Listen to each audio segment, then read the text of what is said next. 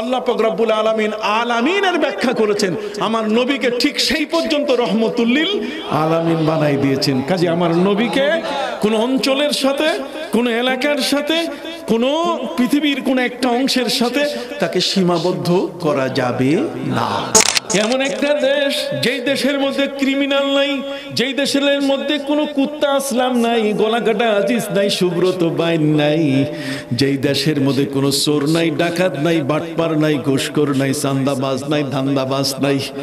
দুনিয়ার এমন একটি দেশ, যেই দেশের মধ্যে যে বাতাসটা প্রবেশ করে সে বাতাসটাও পবিত্র হয়ে যায়। অন্য কোন ধর্মের মানুষকে তাদের গির্জায়, তাদের প্যাগোডায়, মন্দিরে জায়গা দিয়েছে, ইতিহাস আমাদের জানা নাই। আর আজকে আপনি আমাদেরকে মসজিদ খুলে দিয়ে, বসতে দিয়ে আপনি বিশ্বের সকল মানুষের মাথার মধ্যে হ্যামারিং করেছেন, আপনি মাথার মগজ খুলে দিয়েছেন, উদারতার জগৎ খুলে দিয়েছেন। বল সুবহানাল্লাহ। আপনি হলেন সেই নবী।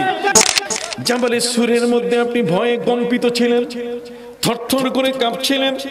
আপনি বারবার আপনার মনের মধ্যে ভয় যে সোরাকা বোধহয় পিছনে ধাওয়া করে আসতেছে। আসলে সোরাকা ধাওয়া করে আসতেছিল। ওই মুহূর্তে আপনি নবীকে বলেছিলেন, নবী আমি ভয় পাচ্ছি, সোরাকা মক্কার কাফেররা আমাদেরকে ধরে ফেলবে। রয়্যাল টিভি বিডি একটি ইসলামিক চ্যানেল। সূরা লুকমান, এমন একজন ব্যক্তির নামে সূরাটি নাযিল করা হয়েছে। এমন একজন ব্যক্তি যিনি ছিলেন একজন রাখাল মানুষ, যিনি জঙ্গলে তার চারণ ভূমিতে পশুগুলো চড়াতেন, যিনি পশুর রাখাল ছিলেন। লোকমান তিনি নবী ছিলেন না, লোকমান হাকিম ছিলেন। কি ছিলেন? লোকমান ছিলেন হাকিম। তাকে হিকমত দেওয়া হয়েছে, পাণ্ডিত্য ছিল তার কাছে, কিন্তু তিনি নবী ছিলেন না। কেন নবী ছিলেন না? নবী না হওয়ার পেছনে একটি কারণ আছে। প্রত্যেকটা জিনিসের ওসুল আছে। ওসুল মানে আপনি ঢাকা শহরে চলবেন, গাড়ি চালাইলে আপনাকে সেখানে ট্রাফিক আইন জানতে হবে। কি বলেন?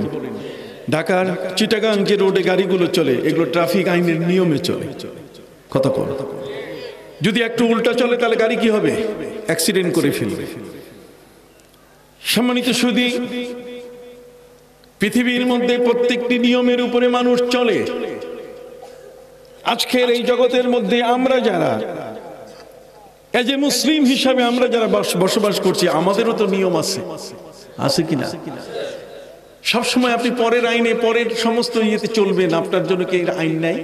ব্রিটিশ আপনাকে শিখাই দিছে লেফট রাইট, আগে বাম তারপরে ডাইন। আর আমার নবী, আমার কোরআন সূরা ওয়াকিয়ার মধ্যে বারবার বলে দিচ্ছে, ওয়া আসহাবুল মাশামাতি মা আসহাবুল মাশামা ওয়া আসহাবুল ইয়ামিন মা আসহাবুল ইয়ামিন।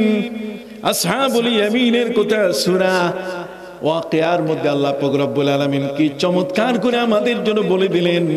জীবনে একবারও খুঁজে দেখলাম না যে সূরা আর রহমানের পরে কোন সূরা?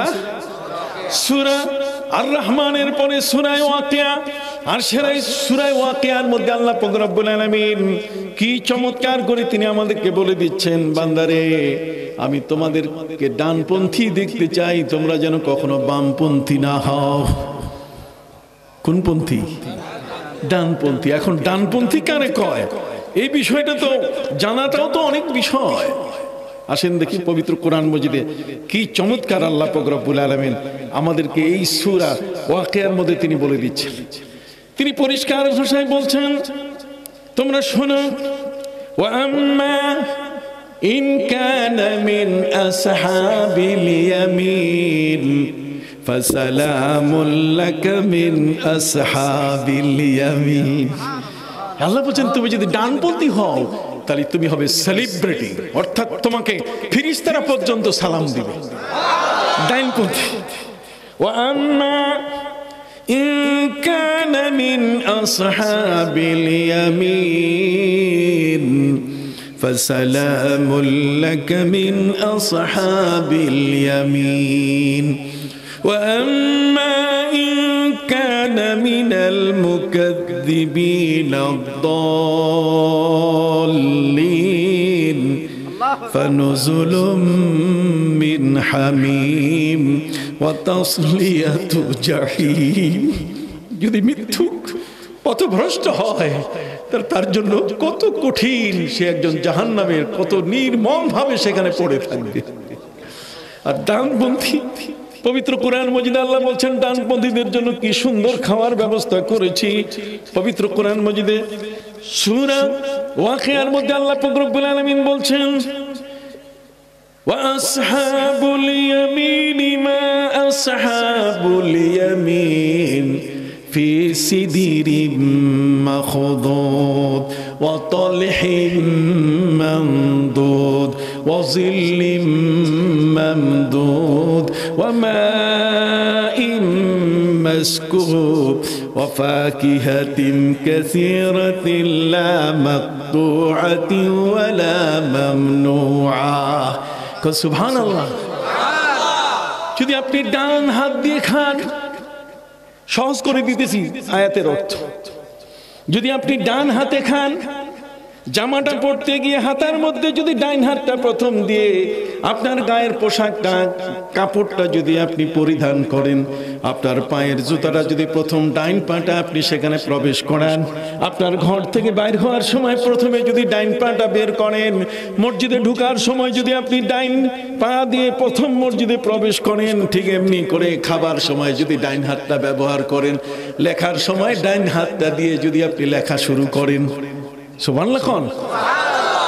সকল ভালো কাজের মধ্যে আপনি ডাইন হাত যদি ব্যবহার করেন, আল্লাহ বলছেন ফি সিদরিম মাখদুদ, আপনার জন্য রয়েছে সেই জান্নাতের মধ্যে এমন একটি জায়গা যেখানে সর্বশেষ প্রান্তে, যেখানে আল্লাহ পাক রব্বুল আলামিন আপনার জন্য কাঁদি কাঁদি সেখানে কলার ব্যবস্থা করেছেন, সেখানে মাছের কলিজার ব্যবস্থা করেছেন, সুবহানাল্লাহ। প্রশস্ত ছায়া সহ আরো কত কিছুর আয়োজন ডানপন্থীদের। অথচ পৃথিবীর মধ্যে ইহুদি খ্রিস্টানরা তারা আমাদেরকে সবসময় বামপন্থী বানাচ্ছে। আজ পর্যন্ত আমাদের থেকে লেফট রাইটটা দূর করতে পারলাম না। হওয়া উচিত ছিল রাইট লেফট, রাইট লেফট, কথা কর না, কিন্তু আমরা এখন হয়ে আছি কি লেফট রাইট, লেফট রাইট, আমরা বামপন্থী হয়ে আছি। 1400 বছর ধরে আল কোরআন আমাদের কাছে, তারপর বাম হাতে চা খাই, কথা কর না। ওই যে সিগারেট খাওয়ার অভ্যাস, কতক্ষণ না, এই জন্য খাওয়াটাও বাম হাত দিয়ে শুরু করে দিয়েছে। সম্মানিত সুধী ভাইরা আমার, একটি বিষয়ের উপরে কথা যেটা বলতে চাইলাম, আল ইয়াউমা আকমালতু লাকুম দীনাকুম ওয়া আতমামতু আলাইকুম নি'মাতি ওয়া রাদিতু লাকুমুল ইসলাম দীনা। আমাদের ইসলাম পূর্ণাঙ্গ একটি ধর্ম। কেমন করে এটি আমি আপনাদেরকে একটু বুঝাবার চেষ্টা করছি, যাতে আমাদের ঈমানগুলো মজবুত হয়। এই যুবকরা, ভবিষ্যৎ প্রজন্ম, আমার ধর্মের প্রতি যদি ওদের আস্থা তৈরি হয়, তাহলে কখনো ওরা আর ভুল পথে যাবে না। ওরা যখন দেখবে যে আমার ধর্মটা সত্য, ওরা যখন দেখবে এখানে শুধুমাত্র আমরা যারা বয়সী হয়ে গেছি, আর কয়েকদিন পরে হয়তো আমাদের কাফনের কাপড় পরতে হবে, কি বলেন ঠিক কিনা? কিন্তু যারা আজকের যুবক, যারা নওজোয়ান, যারা আজকের উঠতি যুবক, ইয়ত যারা, এই সমস্ত যুবকরা, তাদেরকে যেন কেউ পথভ্রষ্ট করতে না পারে, কোরআন থেকে যেন বিচ্ছিন্ন করতে না পারে।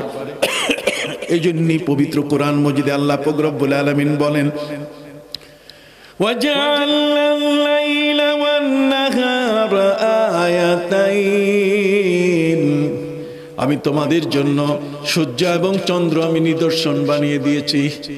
ফামাহাউনা আয়াতাল লাইলি ওয়াজআলনা আয়াতান নাহারি মুবসিরা। সুবহানাল্লাহ বলেন। আল্লাহ বলেন, বান্দা তোমরা শুনে নাও, এই পৃথিবীর মধ্যে তোমাদের জন্য আমি চাঁদের আলোটা কমাই দিয়েছি। চাঁদের আলোটা কমলো কেন? তোমরা কি তার ইতিহাস জানো? পৃথিবীর মধ্যে কোনো বিজ্ঞানী যদি চাঁদের সম্পর্কে তোমাদের প্রশ্ন করে, তাহলে মুসলমান তুমি যেন কোরআন থেকে চাঁদের সম্পর্কের উত্তর দিতে পারো। আকাশের চাঁদ, সেই চাঁদের আলোটা কেন কমানো হয়েছে, এই প্রশ্ন যদি তোমাকে করা হয়, তারও উত্তর কোরআন আমাকে শিখাই দিয়েছে। সেটা হলো কেন? আল্লাহ বলছেন চন্দ্র আর সূর্য দুইটার আলো সমান ছিল। ওয়াজআলনাল লাইলা ওয়ান নাহারা আয়াতাইন, দুটি আমার নিদর্শন সমান হবে, কিন্তু এই চাঁদের আলো যদি দিনের মতো হয় তাহলে সেই মানুষগুলো ঘুমাতে পারবে, ডিউটি ঠিক মতো করতে পারবে না, পরের দিন কাজে যাইতে চাবে না, তার ঘরে তার সন্তান সন্ততি তার স্ত্রী না খেয়ে থাকবে। এই জন্য আল্লাহ পাক রব্বুল আলামিন বলছেন ফামাহাউনা আয়াতাল লাইল। আমার নবী সাল্লাল্লাহু আলাইহি ওয়াসাল্লাম যখন মদিনা মুনাওয়ারায় ইটালির 40 জন ক্যাথলিক, ইটালির 40 জন রোমান ক্যাথলিক নবীর কাছে এসেছিল নবীর দেশ দেখার জন্য। নবী করিম সাল্লাল্লাহু আলাইহি ওয়াসাল্লাম তিনি সাহাবায়ে কেরামকে বললেন, এই বড় বড় মানুষগুলো ইটালি থেকে এসেছে, তোমরা তাদেরকে একটা ভালো জায়গায় বসতে দাও। সাহাবায়ে কেরাম বললেন, ভালো জায়গা কোথায় পাবো? খেজুরের গাছের ছায়ায় বসাই। নবীজি বলছেন, না, মেহমান বড়, আসন বড় দাও। সুবহানাল্লাহ বলেন। আনজিলিন নাস আলা কদরি মানাজিলিহিম। যার সম্মান যত বড় তার চেয়ার তত বড়, যার সম্মান যত বড় তার ইজ্জত তাকে তত বড় দিতে হবে। কাজেই নবী করিম সাল্লাল্লাহু আলাইহি ওয়াসাল্লাম বললেন, 40 জন রোমান ক্যাথলিক এসেছে, তাদেরকে ভালো জায়গায় বসতে দাও। সাহাবায়ে কেরাম বলেন, হুজুর ভালো জায়গা, এর চেয়ে পাহাড়ের পাশে সূর্য ঢলে গেলে পড়ে যে ছায়া পড়ে সেই ছায়া, ঠান্ডা ছায়ায় তাদেরকে বসতে দেই। নবীজি বলছেন, না, এর চেয়ে ভালো জায়গা। সাহাবায়ে কেরাম দুবার নবীজি যখন নাকচ করে দেন তখন আদব যে তারা নবীর কাছে অর্পণ করেন, আল্লাহু ওয়া রাসূলু আলাম, আল্লাহ বা আল্লাহ রাসূল ভালো জানেন। নবীজিকে তারা দায়িত্ব অর্পণ করে বলল, হুজুর 40 জন মেহমানের বসার জন্য খেজুর গাছের ছায়ার নিচে বসতে দিলাম, আপনি নাকচ করে দিলেন। মেহমানের মর্যাদা আরো বড়। আমরা পাহাড়ের পাশের ছায়া, এই গা ঘেঁষা ছায়ায় বসতে দিতে চাইলাম, আপনি বললেন না। নবী আপনি ভালো জানেন মেহমানকে কোথায় বসাবেন। এই বিশ্ব জগতের মহান নবী, আমার নবী শুধু বিশ্ব নবী না, আমার নবী হচ্ছেন মহান নবী। জোরে কোন সুবহানাল্লাহ।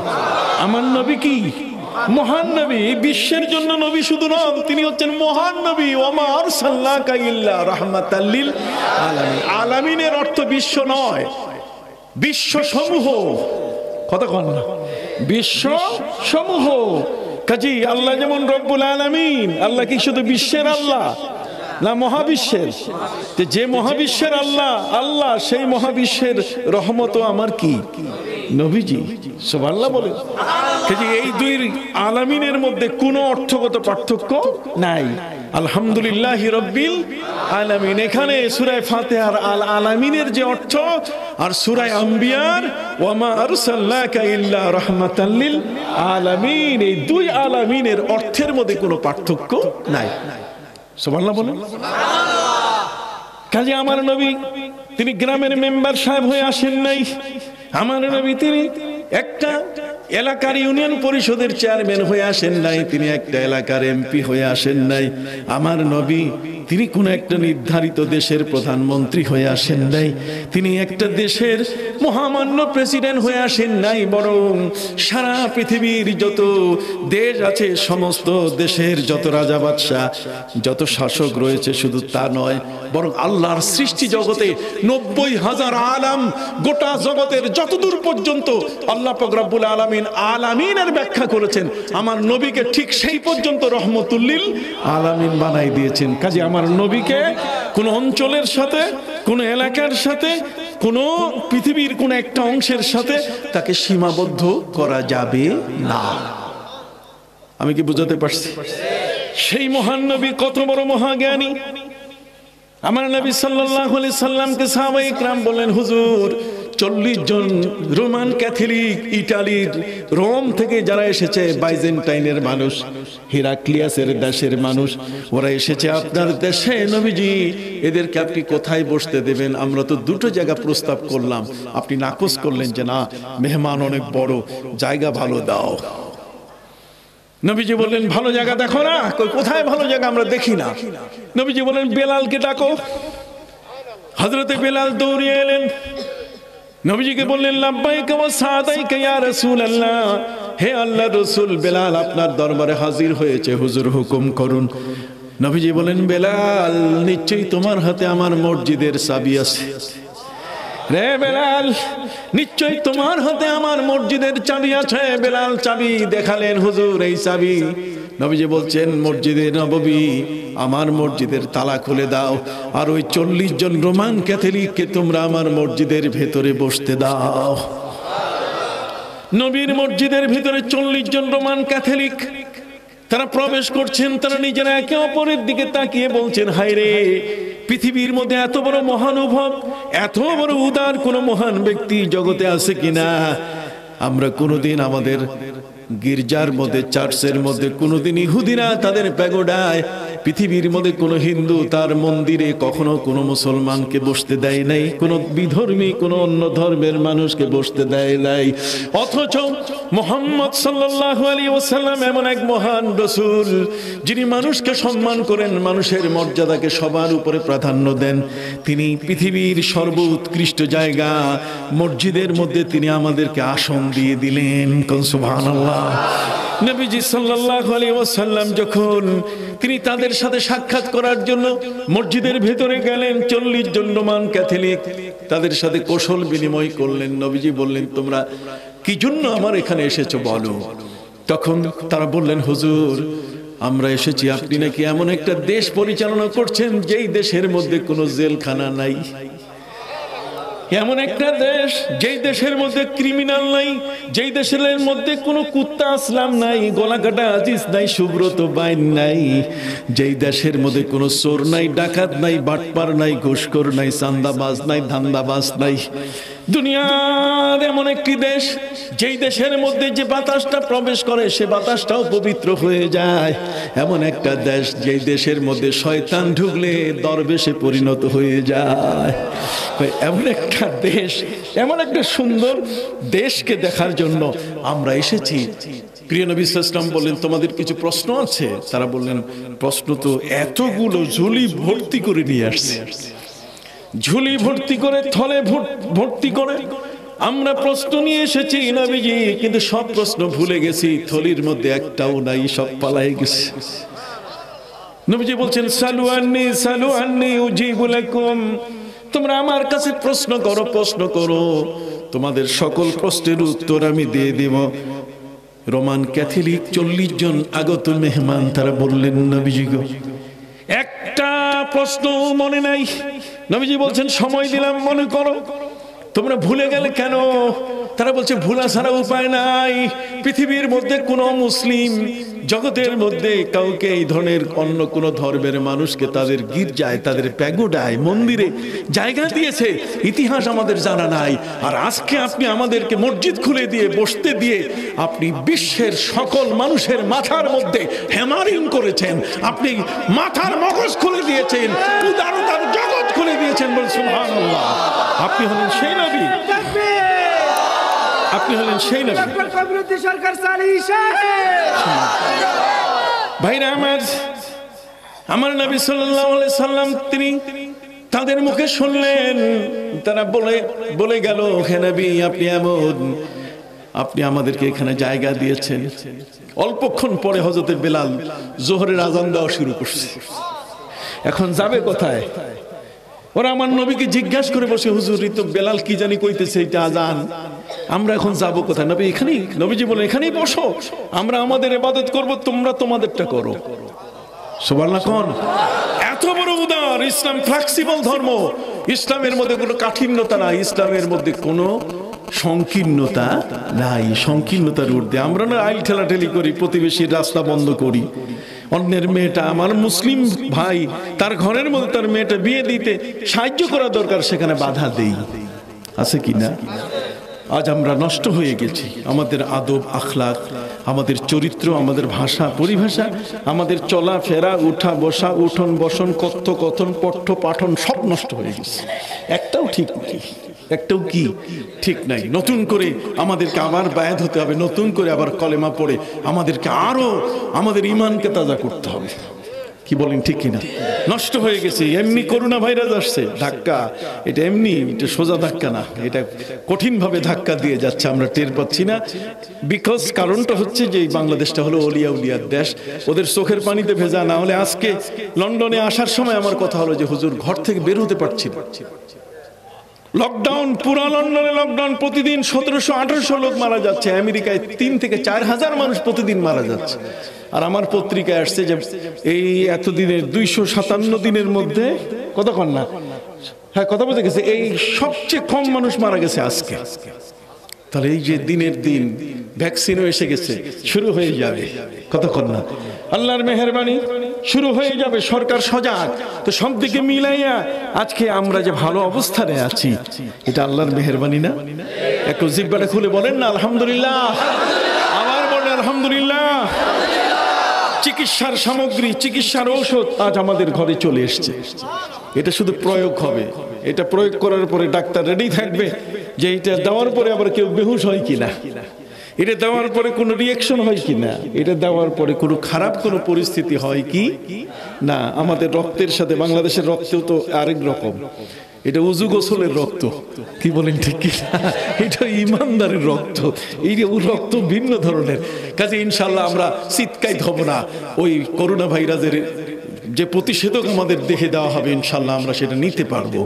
আমাদের দেহের মধ্যে সেই শক্তি আছে। আল্লাহ, আসেন আমি মূল আলোচনায় যাই। যেটা আপনাদের কাছে আমি বলতে চেয়েছিলাম সেটা হলো আল ইয়াউমা আকমালতু লাকুম দীনাকুম ওয়া আতমামতু আলাইকুম নি'মাতি ওয়া রাদিতু লাকুমুল ইসলামা দীনা। আমার ইসলাম পরিপূর্ণ ধর্ম। নবীজি 40 জন রোমান ক্যাথলিক মসজিদে জায়গা দিলেন, জোহরের নামাজ হয়ে গেল, তিনি তাদেরকে নতুন করে প্রশ্ন করলেন, তোমাদের কাছে কিছু জানার আছে কিনা? ওরা বলছে আমরা তো আগেই উত্তর দিয়েছি। নবী বলছেন কিছু জিজ্ঞেস করো, না হলে পরে অর্ধেক পথে গিয়ে মনে হবে। তো তারা বলছে যে হুজুর বলেন তো, আকাশের চাঁদের গায়ে কালো দাগটা কিসের? আকাশের চাঁদের গায়ে কালো দাগটা কিসের? আমার নবীকে তারা প্রশ্ন করেছিল, নবীজি খাবার আগে নুন খায়, খাবার শেষে নুন খায় কেন? নবী করিম সাল্লাল্লাহু আলাইহি ওয়াসাল্লাম আরো অনেকগুলো প্রশ্ন তাকে করা হলো। নবীজি পবিত্র কোরআনের আয়াত তিনি তাদেরকে বলে দিলেন, ওয়াজআলনাল লাইলা ওয়ান নাহারা আয়াতাইন ফামাহাউনা আয়াতাল লাইলি ওয়াজআলনা আয়াতান নাহারি মুবসিরাতাল লিতাবতাগু ফাদলাম মির রাব্বিকুম ওয়া লিতা'লামু আদাদাস সিনিনা ওয়াল হিসাব। আমার নবী বললেন, সম্মানিত সুধী, এমন এক ধর্ম যে ধর্ম আমার চোখের আলোর কথা বলে দিচ্ছে, এমন এক ধর্ম যে আমার চাঁদের আলো কমিয়ে দেওয়ার তথ্য দিচ্ছে, কতক্ষণ না, এমন এক ধর্ম যে ধর্ম পৃথিবীর মধ্যে এমন কোনো অপূর্ণতা রাখে নাই। 13 মাসে বলেন 11 মাসে বছর পৃথিবীতে কোনো দেশের মধ্যে নাই। সারা পৃথিবী আপনি সার্চ করে দেখেন, কোথাও আপনি খুঁজে পাবেন না। অতএব 12 মাসে বছর। নবীজি আল্লাহর কাছে বললেন যে আল্লাহ 12 মাসে বছর হবে ঠিক, কিন্তু মাসের গণনা একটা মাস হবে কয় দিনে? 40 দিন না 50 দিন না 100 দিনে একটা মাস হবে। আল্লাহ বললেন, নবী আপনার জন্য মাস দিয়ে দিচ্ছি। আর সেই মাসের জন্য আল্লাহ তাআলা চাঁদকে দিয়ে দিলেন। তিনি বলে দিয়ে দিলেন, ওয়ায়াসআলুনাকা আনিল আহিল্লা কুল হিয়া মাওয়াকিতু লিন-নাসি ওয়াল হজ। হে নবী, এই চাঁদের উদয়ন, চাঁদ কখনো উদিত হয় আবার কখনো অস্তমিত হয়ে যায়। চাঁদের অমাবস্যা এবং চাঁদের পূর্ণিমা, সুবহানাল্লাহ, কোন চাঁদের অমাবস্যা আর চাঁদের কি পূর্ণিমা কোরআনে আছে। কোনটা নাই কোরআনে? আমরা কোরআনের শিক্ষা গ্রহণ করছি না। কোরআনের মাদ্রাসার শিক্ষাটাকে মনে করছি মৌলভী সাহেবের শিক্ষা। কে বলে আমি তো খালি মৌলভী না, আমি তো মাদ্রাসা পড়া মানুষ। মাদ্রাসা পড়ে তো তারপর জেনারেল লাইনে পড়ছি, আগে মাদ্রাসা পড়ছি। কথা কর না। ওই যে চেয়ারম্যান সাহেব আমাকে আজকে উদ্বুদ্ধ করেছে, আমি তার বক্তব্য সত্যি আমি ওনাকে খুশি করার জন্য বলছি না। সারা বাংলাদেশের চেয়ারম্যান গুলো যদি এরকম আলিম হইতো, কি বলেন ঠিক না, তাহলে এদেশের মধ্যে আপনি দেখবেন আরো শান্তির নতুন নতুন দিগন্ত উন্মোচিত হতো, নতুন নতুন দিক খুলে যেত। কি বলেন ঠিক কিনা? শয়তানি, বান্দ্রামি, ইয়াবাখরি, মদ খাবে, জীবনে কোনোদিন সাহস পেত না। একেবারে ঠান্ডা করে দিতাম পুরা। কথা বুঝতে পারছি? সরকার চেষ্টা করছে, কিন্তু পাশাপাশি ইসলাম বান্ধব সরকার, এতে কোনো সন্দেহ নাই। 560টা মডেল মসজিদ করছেন আমাদের মাননীয় প্রধানমন্ত্রী। শুধু তাই নয়, বরং আরবি ইসলামী বিশ্ববিদ্যালয় দিয়ে দিয়েছেন, কওমি ভাইদেরকে মাস্টার্সের মান দিয়ে দিয়েছে। কি বলেন, ঠিক না? দিচ্ছে তো, নিতে হবে আমাদেরকে। কি করতে হবে? নিতে হবে। নিলেই আপনি পেয়ে যাবেন, না নিলে আপনাকে দেবে না। কথা বুঝতে পারছেন? সম্মানিত সুধী ভাইরা আমার, পবিত্র কোরআন মজিদে আল্লাহ পাক রব্বুল আলামিন তিনি আমাদেরকে বলে দিয়ে দিলেন চন্দ্র আর সূর্য। অতএব মাস গণনা হবে কি জানুয়ারি ফেব্রুয়ারি দিয়া না, মাস গণনা হবে চাঁদের হিসাব দিয়া। অতএব চাঁদের হিসাবে দেখা যাবে পূর্ণিমার অমাবস্যা এটা হতে কখনো হবে 29 দিন, আর কখনো হবে কি 30 দিন।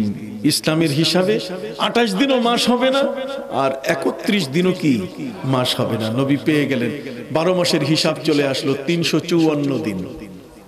কত? 300, আবার বলেন 300 কত? 354 দিনে বছর। এবার আমার নবীজি আল্লাহর কাছে বললেন যে আল্লাহ মাসটাকে একটু ছোট করে দেন। মাসটা দিয়ে দিলেন আপনি 29 বা 30 দিনে। এই মাসটাকে একটু ছোট করে একটা সপ্তাহ বানাই দেন। আল্লাহ বলেন জান নবী বানাই দিচ্ছি। ইদানু দিয়ালিস সালাতি মিয়াউমিল জুমআতি ফাসআউ ইলা যিকিরিল্লাহি ওয়া দারুল বাই'। সুবহানাল্লাহ বলেন। জুমার দিন দিয়ে এক জুমা থেকে আরেক জুমার হিসাব 7 দিন। আল্লাহ পাক রব্বুল আলামিন সপ্তাহের দিন দিয়ে দিলেন। সুবহানাল্লাহ। ইসলাম পরিপূর্ণ একটি ধর্ম, সবটাতেই আমার জীবনের জন্য যা দরকার সবকিছু দিয়েছে। আজকের জো বাইডেন বাইবেলের উপরে হাত রেখে উনি শপথ দিচ্ছেন, আসেন দেখি আমার ইসলামে আছে কিনা। কথা কন, কে শিখাইলো শপথ?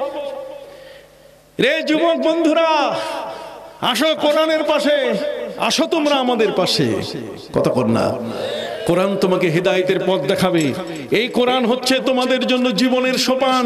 এই কোরআনের শিক্ষা ফরজ করে দিয়েছে ইসলাম। কথা কন, তোমরা তোমাদের জীবনে, বাবা মাও যদি তোমাদেরকে এই কোরআন না পড়িয়ে থাকে, তোমাদের নিজস্ব দায়িত্বে কোরআন পড়ে নিতে হবে। কথা কর না, তোমার উপর নামাজ ফরজ। তোমার উপর নামাজ কি ফরজ। এই নামাজ পড়ার ফরজ কাজগুলো, এগুলো সামাল দিতে গেলে তোমার জন্য এই শিক্ষা প্রতিষ্ঠানে আসতেই হবে। সম্মানিত সুধী, এ কারণে আমরা যদি একটু লক্ষ্য করি তাহলে এখানে দেখতে পাবো কি চমৎকার। নবীজি ইন্তেকাল করলেন। আমার নবী কি করলেন? নবী ইন্তেকাল করার পরে 3 দিন পর্যন্ত তার দেহ মোবারক দাফন হয় নাই। কঠিন জটিলতা ছিল। মক্কার যারা নবীর সাথে হিজরত করে মদিনায় এসেছেন, মুহাজির সাহাবী, তাদের দাবি হলো নবীর জন্মভূমি হলো মক্কা, কাজী নবীর দেহ মোবারক মক্কায় নিয়ে যাব, নবীকে দাফন করব মক্কায় কাবা ঘরের সামনে। কত কর।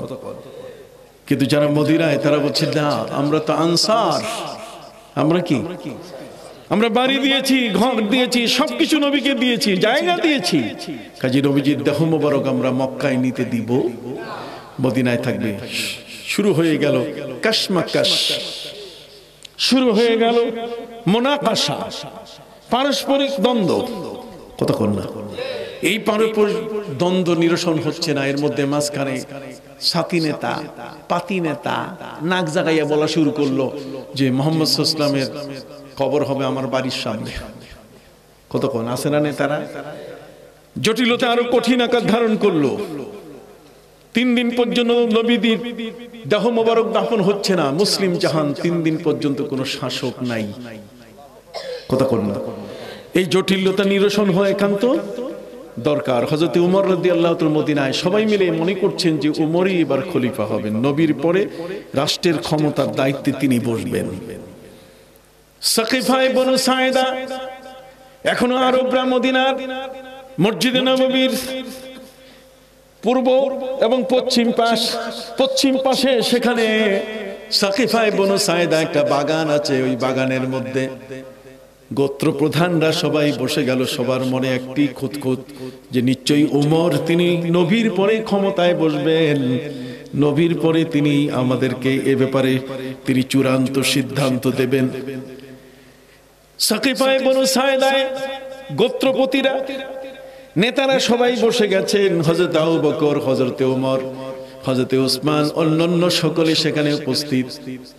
আকস্মিকভাবে হযরত ওমর নিজে খলিফা হওয়ার কথা ঘোষণা না করে তিনি আবু বকর সিদ্দিক রাদিয়াল্লাহু তাআলা আনহুর হাত ধরে বললেন যে আমি আপনার হাতে শপথ নিলাম, আপনি আমার শপথ বাক্য পড়েন, আপনি এখন মুসলিম জাহানের খলিফা, নবীর পরে আপনি খলিফা। হযরত ওমর রাদিয়াল্লাহু তাআলা আনহু আবু বকর সিদ্দিক রাদিয়াল্লাহু তাআলার হাতে হাত দিয়ে তিনি শপথ পড়ছেন। তিনি বললেন, এখন উপস্থিত সাকিফায়ে বনু সায়দায় আজকে তোমরা যারা আছো কেমন আছো এটা উল্টা করবে, আমি যা করছি তোমরা সবাই করো। সবাই আবু বকর সিদ্দিকের হাতে হাত দিয়ে শপথ দিচ্ছেন। আবু বকর সিদ্দিক রাদিয়াল্লাহু বলছেন যে দেখেন আপনারা আমাকে এটা দিচ্ছেন কেন, আমি সিধা মানুষ, সোজা মানুষ, এগুলো বুঝি না। এই ক্ষমতার আসন এটা আমার নেওয়ার এক বিন্দু পরিমাণ লোভ নাই। কাজে হযরত ওমর আপনি আমার থেকে শপথ নিয়েন না, বরং আমি আপনার কাছে শপথ নেই। ওমর বলছেন অসম্ভব, আমি আপনাকে 3টা প্রশ্ন করব, উত্তর দেবেন। কয়টা? জোরে বলেন কয়টা?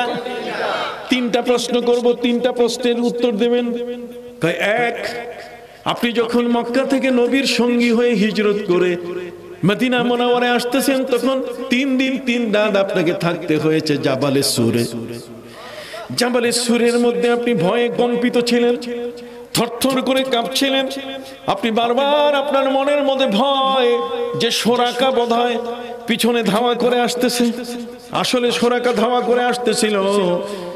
ওই মুহূর্তে আপনি নবীকে বলেছিলেন, নবী আমি ভয় পাচ্ছি, সোরাকা মক্কার কাফেররা আমাদেরকে ধরে ফেলবে। তখন পবিত্র কোরআনের আয়াত নাযিল হয়েছিল, ওয়াসানিয়াসনাইনি ইদহুমা ফিল গর ইদ ইয়াকুলু লিসাহিবিহি লা তাহজান ইন্নাল্লাহা মা'ানা। সুবহানাল্লাহ বলেন। এখানে আল্লাহ বলছেন ওয়াসানিয়াসনাইন, 2 জনের দ্বিতীয় ব্যক্তি। হে নবী, যখন আপনি তাকে বলছিলেন ভয় করো না, আল্লাহ আমাদের সাথে আছেন, আল্লাহ সাথে আছেন প্রমাণিত হয়ে গেছে। সেই গুহাটা হলো জমিন থেকে 5,500 কদম উপরে জাবালে সুর। আমি ওই জায়গায় উঠেছি, আমার বেশ কয়েকবার ওঠার সুযোগ হয়েছে, যেখানে আমার নবীজি এই বিপদের রাতে, কঠিন হিজরতের রাতে নবী করিম সাল্লাল্লাহু আলাইহি ওয়াসাল্লাম যেই পাহাড়ের গুহায়, যেখানে সাপ আবু বকর সিদ্দিককে আক্রমণ করেছিল, দংশন করেছিল, যেখানে কবুতরি ডিম পেড়ে দিয়েছিল, মাকড়সা জালি বুনে দিয়েছিল, যেখানে জালি বুনে দিয়েছিল মাকড়সা, আর কবুতরি কি ডিম পেড়েছিল, যেখানে মানুষের জ্ঞান ওই পর্যন্ত যেতে পারে নাই, আল্লাহ মানুষকে জ্ঞান শূন্য করে দিয়েছেন। কাফেররা আশপাশে ঘুরেছে, এর দিকে লক্ষ্য করেছে, কিন্তু কখনো দেখতে পাই নাই যে নিচে কে আছে। কথা বলেন।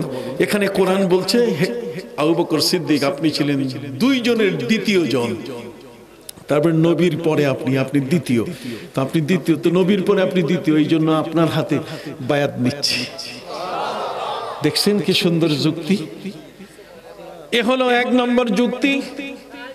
হযরত ওমর রাদিয়াল্লাহু তাআলা জিজ্ঞাসা করেন, আবু বকর, নবীজি যখন অসুস্থ হয়েছিলেন তখন নবীর এই অসুস্থ অবস্থায় ইমামতি করছেন কে? নবীজি তার নিজের পোস্টে, নিজের জায়গায় কাকে দাঁড়িয়ে তাকে ইমামতি করার সুযোগ দিয়েছেন? আপনি কয় ওয়াক্তের ইমামতি করছেন? আবু বকর সিদ্দিক বলছেন, এগুলো কি অত মনে আছে নাকি? কতক্ষণ না, অত কি মনে আছে? নবীর জায়গায় দাঁড়াইছি, কলিজা ফেটে গেছে যে নবী এখন নাই, নবী অসুস্থ। যে জায়গায় নবী ইমামতি করতেন দাঁড়িয়ে, সে জায়গাটা শূন্য হয়ে যাচ্ছে, কলিজা ফেটে যাচ্ছে। আমি তখন গুনাহ শুরু করছি নাকি যে কয় ওয়াক্তের ইমামতি করলাম? হযরত ওমর রাদিয়াল্লাহু তাআলা বলছেন, আমরা গুনছি ঠিক মতো। কয় কত? আল্লাহর নবী সাল্লাল্লাহু আলাইহি ওয়াসাল্লাম অসুস্থ অবস্থায় আপনাকে 17 ওয়াক্তে নামাজের আপনাকে পড়ার সুযোগ করে দিয়েছেন, আপনি ইমামতি করেছেন 17 ওয়াক্ত নামাজে। তার নবীর জীবিত অবস্থায় নবী দেখাই দিয়ে গেছেন যে আমার পরে খলিফা কিন্তু আবু বকর। কয় তৃতীয় নম্বর বলবো? কয় তৃতীয় নম্বর হযরত ওমর বলেন, নবীজি বলে গেছেন আল আইম্মাতু মিন কুরাইশিন, ইমাম হবে, খলিফা হবে কুরাইশ বংশ থেকে। হযরত উমর বললেন আমি কুরেশি না। উমর কিন্তু কুরেশ বংশের না, আর আবু বকর হলেন কি কুরেশ বংশের। এই জন্য হযরতে মা আয়েশা তিনি কিন্তু কুরাইশিয়া, কথা বুঝেন, কারশি। তিনি বলেছেন নবী করিম সাল্লাল্লাহু আলাইহি ওয়াসাল্লাম যখন মক্কা জয় করেন তখন তিনি মা আয়েশাকে বলছিলেন, ইয়া আয়েশা তো লাউলা হিদসানু কওমিকি লা বানাইতুল কাবাতা আলা বিনাই ইব্রাহিম। রে আয়েশা, তোমার সম্প্রদায় কুরাইশ বংশের যদি আক্রমণের আমি আশঙ্কা না করতাম, তাহলে হাতিম কাবা ঘরের উত্তর দিকে যে গোল ধনুকের মতো একটা জায়গা আছে, এইটা সহ আমি কাবা ঘর নির্মাণ করে দিতাম। কিন্তু আমি ফিতনা করতে চাই না, নবী ফিতনা থেকে দূরে থাকেন। আর এই যুগে কিছু আলেম কোথায় কোথায় ফিতনা করে, কথা বুঝতে পারছেন। ইসলাম ফিতনাকে কখনো পছন্দ করে না। আল ফিতনাতু আকবারু মিনাল কাতাল, আল ফিতনাতু আশাদ্দু মিনাল কাতাল। দুই ধরনের আয়াত আছে, কথা কন না, কয় ধরনের আয়াত? দুই ধরনের আয়াত আছে। যাই হোক, সম্মানিত সুধী ভাইরা আমার, আবু বকর সিদ্দিক রাদিয়াল্লাহু তাআলা আনহু তিনটি প্রশ্নের উত্তর দিতে গিয়ে তিনি বিপদে পড়ে গেলেন। আবু বকর সিদ্দিককে হযরত ওমর বললেন, এখন আপনি শপথ পড়ান আমাদের, এই পৃথিবীর প্রথম শপথ, কথা বল না, পৃথিবীর কি প্রথম শপথ। এই যে আবু বকর সিদ্দিক কি পড়াচ্ছেন? শপথ, হাতে হাত রেখে শপথ পড়াচ্ছেন। এটি ওই আমেরিকা ধার করে নিয়ে গেছে জো বাইডেন, বাইবেলের উপরে হাত রেখে শপথ পড়তেছে, কথা বল।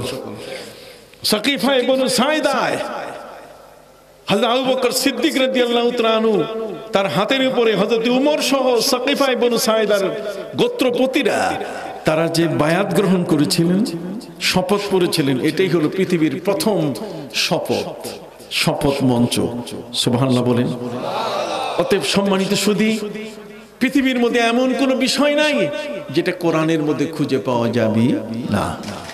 এই জন্য আমি আপনাদের খেদমতে আরজ করতে চাই যে আপনারা কোরআনের পাশে আসবেন। আজকের জো বাইডেন সহ অন্যান্য যারা ক্ষমতার আসনে যারা বসে গেছেন, একজন চলে গেল, আরেকজন চেয়ারে কি বসলো। আমেরিকার নিয়ম কিন্তু এটা নয়। আমেরিকার নিয়ম হচ্ছে বিদায়ী প্রেসিডেন্ট নতুন প্রেসিডেন্টকে ওয়েলকাম জানাইয়া নিজে বসাই দিয়ে উপস্থিত থাকবেন, কিন্তু না, তার আগে সকালবেলায় চম্পট, কতক্ষণ না। ডোনাল্ড ট্রাম্প সকালবেলায় কি চম্পট, চলে গেছে। গণতন্ত্রকে তিনি আহত করেছেন। অথচ ইসলাম ভ্রাতৃত্ব চেয়েছে। ডোনাল্ড ট্রাম্প, তার আগের ওবামা আমার ইরাক ধ্বংস করেছে, লিবিয়া ধ্বংস করে দিয়েছে, কতক্ষণ না। আর ডোনাল্ড ট্রাম্প গণতন্ত্রকে ধ্বংস করে দেওয়ার বিশাল পায়তারা করেছে গত 6 তারিখে। সম্মানিত সুধী, কিন্তু ইসলাম যেটা কথা বলেছে, ইয়া আইয়ুহান নাস ইন্না খালাকনাকুম মিন যাকারিন ওয়া উনসা ওয়া জাআলনাকুম শুউবান ওয়া কাবাইলা লিতাআরাফু ইন্না আকরামাকুম ইনদাল্লাহি আতকাকুম। বিশ্ব মুসলিমের ভ্রাতৃত্ব ইসলাম সৃষ্টি করেছে। ইসলাম একটা পরিপূর্ণ ধর্ম। আমার নবীজি যখন মদিনা রাষ্ট্র কায়েম করেন, তখন ইহুদি, খ্রিস্টান, বৌদ্ধ সবাই তার দেশের নাগরিক ছিল, কতক্ষণ না। সবাইকে সাথে নিয়ে তিনি দেশ পরিচালনা করেছেন।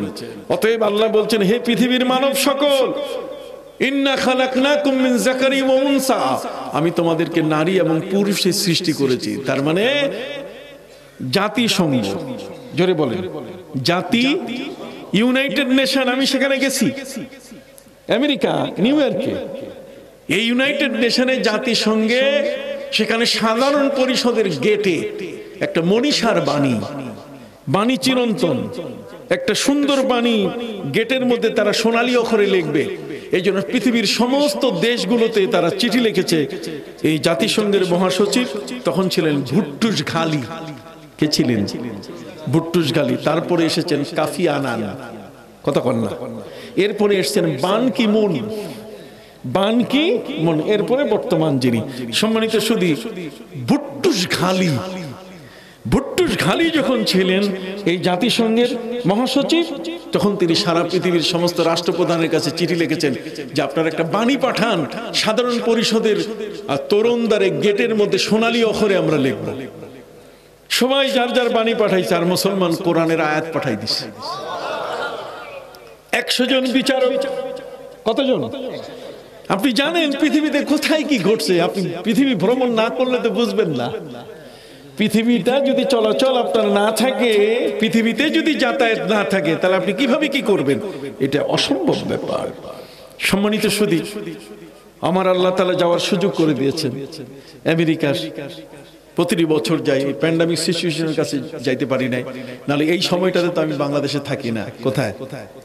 আমেরিকায় থাকি, আমেরিকায় থাকি। আর কয়েকদিন পরেও আমি যাবো, এই অসুবিধার মধ্যে, যেহেতু আমার মেয়ে এবং নাতনি সেখানে আছে, ওদের ওখানে আমাকে যেতে হবে। আমেরিকা ভিসা দিয়ে দিছে, বুঝতে পারছেন কথাটা? তারা জানে আমরা ওখানে ধর্ম প্রচার করি। আপনি ধর্ম প্রচার কেমনে করি আপনি জানেন, একটু মজার খবর। আমরা ইংলিশে ওদের কাছে এই ছোট ছোট লিফলেট ছাপাই নিয়ে যাই। কোথায়? ওই যে বললাম না শুরুতে, ইজহাব ইলা ফিরআউনা ইন্নাহু তাগা। ইসলাম প্রচার, নবী এবং রাসূলগণ বড় বড় জটিল এবং ঝুঁকিপূর্ণ জায়গায় ইসলাম প্রচার করেছেন। আমরা তো এখন সস্তা জায়গায় যাই, এমন জায়গায় ইসলাম প্রচার করে যাতে জীবনের উপরে কোনো ভয় নাই। মুসা নবী যখন ইসলাম প্রচার করছেন তখন সাথে নিয়েছিলেন কাকে? ভাই হযরতে হারুন। হযরতে হারুন আলাইহিস সালামকে যখন নিয়েছেন, হারুন আলাইহিস সালাম জিজ্ঞেস করছে যে তুমি আমারে নাও কেন? কয় ভাই আমি তো তোতলা, আমার মুখের মধ্যে কথা বাজে। কথা বুঝে গেছে? কাজেই ওয়া হারুন আফসাহু মিন্নি, কোরআনে বলছে ওয়া আখি হারুন, আমার ভাই হারুন আফসাহু মিন্নি, আমার চেয়ে তার ভাষা আরো পরিষ্কার। কাজী ফেরাউনের মতো একটা রাষ্ট্রপ্রধান হোক না সে কবরস্থানের হাবিলদার, কিন্তু তারপরে তো সে একজন কি রাষ্ট্রপ্রধান। সে রাষ্ট্রপ্রধানের সামনে গিয়ে কথা বলতে গেলে পরিষ্কার কথা না বললে তো অসুবিধা। এখন দুইজনে যাচ্ছে আল্লাহ তাআলার কাছে। হযরত মুসা বলছেন যে আল্লাহ যাইতেছি, অনুমতি দেন। আল্লাহ বলছেন তো আমি তো যাইতেই বলছি, ইযহাব ইলা ফিরআউনা ইন্নাহু তাগা, ফিরআউনের কাছে যাও, ধর্ম তার কাছে পৌঁছাতে হবে। ধর্ম নিজের কাছে ধরে রাখলে হবে না, এটা ব্রাহ্মণের ধর্ম নয় যে শুধু নিজে নিজে পড়বে, আর যদি কেউ শুনে কানের মধ্যে সীসা ঢেলে দেয়, তুমি শুনছো কেন? আর আমার কোরআন বলছে যে শুনতেই থাকবে, কোরআন শুনতেই থাকবে। ওয়াইজা কুরিয়াল কোরআন ফাসতামিউ লাহু ওয়ানসিতু লাআল্লাকুম তুরহামুন। কোরআন যতই শুনবে ততই রহম আসবে, ততই নাজিল হবে তোমাদের উপরে সাকিনা। সুবহানাল্লাহ বলেন। তখন ততই তোমাদের উপরে কি নাজিল হবে? সাকিনা নাজিল হবে, শান্তির বর্ষণ শুরু হয়ে যাবে, শিশির বিন্দু পৃথিবীতে আসা শুরু করবে। সুবহানাল্লাহ। সম্মানিত সুধী ভাইরা আমার, জগতের মধ্যে সমস্ত ব্যক্তি যাদের কাছে আমরা ইসলাম প্রচার করি, এ সমস্ত ব্যক্তির কাছে ইসলাম প্রচার করতে গিয়ে আমরা ইংলিশে লিফলেট ছাপাই নিয়ে যাই। আপনাদের কাছে এখন ওয়াজ করতেছি না, কথা বলেন, ওখানেও কিন্তু ওয়াজ করি, তবে ওখানকার ওয়াজ হচ্ছে মসজিদ ভিত্তিক, তাদের মধ্যে বিভিন্ন সেন্টার ভিত্তিক ওয়াজ হয়। কিন্তু এছাড়াও ওটা ফ্রিডম, তার মানে স্বাধীন, যে কেউ ধর্মের আহ্বান করতে পারে। এই জন্য আমরা ট্রেনগুলোর পাশে যাই। কোথায়? Train station. যেমন ইটালিতে যখন যাই, ইটালির সমস্ত শব্দের শেষে কিন্তু ও আছে, যেমন রেডিও, রেডিও। এই ওদের যত মার্কিনী ভাষা, তার মানে ইটালিয়ান যত ভাষা, প্রত্যেকটা শব্দের শেষে কি আছে? ও আছে। যেমন আমরা বলি টার্মিনাল, ওরা টার্মিনাল বলে না, ওরা টার্মিনো। কি বলে? স্টেশন। ওরা ইংরেজিতে কথা বলে না, ইংরেজি একেবারে বলতেই চায় না, ওদেরকে কিলাইলেও ইংরেজি বলবে না। ওরা বলছে যে আমাদের ভাষার জন্ম আগে, কাজে ইংরেজি আমরা বলবো না, ওরা ইংরেজি বলে না। সম্মানিত সুধী, তো ওদের কাছে ইংল্যান্ডে, ইউরোপে, এদের কাছে যখন আমরা যাই তখন লিফলেট ছাপিয়ে আমরা ট্রেনের পাশে যাত্রীরা যখন নামে তখন তাদের কাছে আমরা বিতরণ করি। দেখেন, আজকে তো ওয়াজ মাহফিলে কথা বলছি, আর সেখানে গিয়ে তাদের কাছে লিফলেট বিতরণ করি। এভাবে ধর্ম প্রচার করছি আমরা। যেখানে যে পরিবেশ আছে, যেখানে যেভাবে ইসলাম মানুষের কাছে দেওয়া যায়, সেখানে আমাদের পকেটের মধ্যে ইয়ে থাকে, সিডি থাকে। এই এক একজনকে এই কোরআনের সিডি গুলো দেই, যাতে ঘরে ওরা সিডি গুলো আওয়াজ দিয়ে শুনে, যেন কোরআনের ট্রান্সলেশন, এর ব্যাখ্যাগুলো শুনে তারা যেন কালেমা পড়ে। বাল্লিগু আন্নি ওয়ালাউ আয়া। আমার নবী বলছেন, একটা আয়াতও যদি তোমার জানা থাকে এটা মানুষের কাছে পৌঁছায় দাও। ফালিয়ুবাল্লিগিশ শাহিদুল গায়বা। আজকে তোমরা যারা আমার কাছে বিদায়ী ভাষণ শুনলে এই হজের আরাফাতের ময়দানে, তোমরা অনাগত ভবিষ্যৎ পৃথিবীতে যারা আসে নাই, তোমরা তাদের কাছে আমার এই বাণীগুলো পৌঁছাবে। সুবহানাল্লাহ। ফালিয়ুবাল্লিগিশ শাহিদুল গায়বা। অনাগত গায়েব যারা, এখনো পৃথিবীতে যারা আসে নাই, ভবিষ্যৎ প্রজন্ম, তাদের কাছে তোমরা ইসলামের বাণীগুলো পৌঁছাবে। সম্মানিত সুধী, এই জন্য আমি আমার ভাইদের খেদমতে আরজ করতে চাই, ওই জাতিসংঘের 100 জন বিচারক, ভাষাবিদ, ভাষা পণ্ডিত, সুরের লহরী, ব্যঞ্জনা এবং ভাষার উত্থান পতন, ভাষার উপরে ভিত্তি করে যারা পাণ্ডিত্য অর্জন করেছেন, 100 জন বিজ্ঞানীর কাছে পৃথিবীর সকল দেশ থেকে মনীষার বাণী চিরন্তন। কথা বুঝতে পারছেন?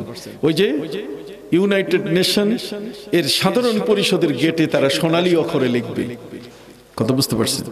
মুসলমান পবিত্র কোরআনের আয়াত পাঠাই দিছে। সে আয়াতটা হলো সূরা হুজুরাতের আয়াত, এমন একটা যে আয়াতটা সারা পৃথিবীর সমস্ত দেশ এবং মানুষকে যেন এক করে, ধর্ম বর্ণ নির্বিশেষে সবাই যেন এর ভিতরে থাকে। সুবহানাল্লাহ। পবিত্র কোরআনের এই আয়াতটা যখন তাদের কাছে গেল, যাওয়ার পরে তাদের মনীষার বাণী সবগুলো রিজেক্ট হয়ে গেল, বাতিল হয়ে গেল। কোরআনকে তারা রেখে দিল। 100 জন বিচারক তারা বলছে যে কোরআন অ্যাপ্রোপ্রিয়েট, কোরআন হচ্ছে গোটা এই জাতিসংঘের জন্য উপযুক্ত একটি আয়াত। সেটা কি? আসুন পবিত্র কোরআন মজিদ আল্লাহ বলেন, ইয়া আইয়ুহান নাসু ইন্না খালাকনাকুম মিন যাকারিন ওয়া উনসা। হে পৃথিবীর মানব সকল, মানব বলতে গেলে এখানে হিন্দু, বৌদ্ধ, খ্রিস্টান জাতিসংঘের ভিতরে চলে আসছে। সব ধর্মের মানুষ, সব বর্ণের মানুষ ইয়া আইয়ুহান নাসের মধ্যে চলে আসছে। সুবহানাল্লাহ বলেন। ইয়া আইয়ুহান নাসু ইন্না খালাকনাকুম মিন যাকারিন ওয়া উনসা। আমি তোমাদেরকে পুরুষ এবং নারীতে সৃষ্টি করেছি। হিন্দু বলেন, বৌদ্ধ বলেন, খ্রিস্টান বলেন, সব পুরুষ নারী আছে কিনা? তাহলে দেখেন সব। তারপরে আল্লাহ বলছেন, ওয়াজআলনাকুম শুউবান ওয়া কাবাইলা লিতাআরাফু। আমি তোমাদেরকে পৃথিবীতে গুচ্ছ গ্রামের মতো এক একটা দেশে ভাগ ভাগ করে আমি তোমাদেরকে বসবাস করার সুযোগ করে দিয়েছি, লিতাআরাফু, যাতে এক অপরের সাথে তোমরা নিজেরা পরিচিত হতে পারো, তোমাদের মধ্যে যেন বন্ধুত্ব তৈরি হয়। বিশ্ব ভ্রাতৃত্ব বন্ধন তৈরি করতে এই পৃথিবীতে রাষ্ট্রগুলো আল্লাহ তাআলা ভাগ ভাগ করে পৃথিবীর প্রান্তে প্রান্তে সাজিয়ে দিয়েছেন, যাতে একটা দেশের সাথে আরেকটা দেশের যোগাযোগ, তাদের মধ্যে যেন বন্ধুত্ব তৈরি হয়। তাহলে দেখেন তো পবিত্র কোরআন কিভাবে পবিত্র কোরআনের আয়াতের আওতাভুক্ত হয়ে গেল। আল্লাহ পাক রব্বুল আলামিন বলেন, ইন্না আকরামাকুম ইনদাল্লাহি আতকাকুম। তোমাদের ভিতরে সবচেয়ে আল্লাহর কাছে সম্মানী সেই ব্যক্তি যার সততা আছে, তাকওয়া আছে, যার পরহেজগারি আছে। সুবহানাল্লাহ বলেন। তাহলে সততা, তাকওয়া, পরহেজগারি, তার মানে যে ন্যায়বান, সেই আল্লাহর কাছে কি মর্যাদার যোগ্য। অতএব পৃথিবীতে কেউ যদি কারোর উপর আক্রমণ করে, কেউ যদি কারোর উপরে কোন রকম অন্যায় করে, তাহলে সে আল্লাহর কাছে কখনো সমাদৃত হবে না। পবিত্র কোরআনের আয়াত ওরা গ্রহণ করলো এবং জাতিসংঘের সেই তোরণে সাধারণ পরিষদের গেটে সোনালী অক্ষর দিয়ে তারা লিখে দিল, দিস ইজ আওয়ার ইসলাম। এটাই হচ্ছে আমার ধর্ম। কথা কি বুঝতে পারছি? এই ধর্মটা আমাদেরকে শিখতে হবে। কি বলেন, ঠিক কিনা? যুবক, আজ তোমার ধর্ম ইসলাম জাতিসংঘের সে সাধারণ পরিষদের গেটে সভা পায়। তোমার এই কোরআন, তোমার এই ধর্মটি আজকে ওই অমুসলিমরা তাদের দেশে নিজেরা তারা ব্যবহার করে আজকে তারা প্রশংসিত হচ্ছে। কি বলেন, ঠিক না? ওদের রাস্তার মধ্যে আপনি কলার ছলা পাবেন না, ওদের রাস্তার মধ্যে তারা অন্য কিছু পাবেন না যেটাতে মানুষের ক্ষতি হয়। নবী করিম সাল্লাল্লাহু আলাইহি ওয়াসাল্লাম বলেছেন যে ফলদার বৃক্ষের নিচে পেশাব করবে না, পেশাব পায়খানা করবে না। রাস্তার মধ্যে ইমাতাতুল আযা আনিত তারিক, রাস্তার মধ্যে তোমরা খবরদার কলার চষা আর কমলা লেবুর ছলা কখনো ফেলবে না, এর দ্বারা মানুষের কষ্ট হবে। আজ আমেরিকা এগুলো নিশ্চিত করেছে। কথা কন না, আমেরিকা কি করেছে? ইংল্যান্ডেরা নিশ্চিত করেছে রাস্তার পাশে কলার ছলা ফালাইলেই আপনি দেখবেন $500, 500 পাউন্ড জরিমানা। রাস্তার পাশে যদি কেউ পেশাব করে একেবারে $500 জরিমানা। তার অর্থ হলো এই কোরআনের কথা, ইসলামের কথাগুলোই তারা নিয়েছে। আসুন না আমরা আল-ইয়াউমা আকমালতু লাকুম দীনাকুম ওয়া আতমামতু আলাইকুম নি'মাতি ওয়া রাদিতু লাকুমুল ইসলামা দীনা, আমরা যেন আমাদের এই ধর্মটাকে, এটাকে পরিপূর্ণভাবে নিজের জীবনে গ্রহণ করি। মাথার চুল কারো বড় হয়েছে, নবী করিম সাল্লাল্লাহু আলাইহি ওয়াসাল্লাম বলছেন, এই সাহাবীরা এ নিয়ে আসো, ওই যে নিরানি নিয়ে আসো, লোহার নিরানি। নবীজি কি করবেন? কয় যুবকটার মাথার চুলগুলো এলোমেলো, জীবনের মতো চিরুনি করে দিব যাতে আর মাথাটা সোজা করতে না হয়। নবী নখ কাটা শিখাইছেন আমাদেরকে, দাঁত মাজা শিখাইছেন। আশারুম মিন সুনালিল মুরসালিন, সমস্ত নবীর সুন্নাহ আমার নবী তথ্য দিয়েছেন। প্রত্যেক নবী মুখে দাড়ি রাখছেন, মোছ কাটছেন, আর আমরা তো এখন দাড়ি উঠাই দিয়ে সব কর্নেল উসমানী হইয়া যাই। মোছের মধ্যে তেল মারি, কথা কন না, মোছের মধ্যে কি তেল মারি। অনেক লোক এমন আছে মোছ জাগাইয়া তারপর পানি খায়, কথা কন না, নাপাক, নাকের ভিতরে যত ময়লা, কথা কন না, যত সর্দি সবগুলো মোছের মধ্যে, সবগুলা একেবারে ওই ইয়ের মতো, কি বলে এটার নাম, আজ লোশনের মতো, কথা কন না, ক্রিমের মতো সব লাগিয়ে আসে, আর এইগুলা খাইতেছে। কথা বুঝতে পারছেন? সম্মানিত সুধী, লুই নামে একজন ব্যক্তি, ফ্রান্সের তিনি প্রেসিডেন্ট ছিলেন। তার জীবনে দুইবার তিনি গোসল করছেন, একবার হচ্ছে জন্মের পরে, একজন বিয়ের পরে, আর জীবনে গোসল করে নাই। এই সমস্ত বেঈমান।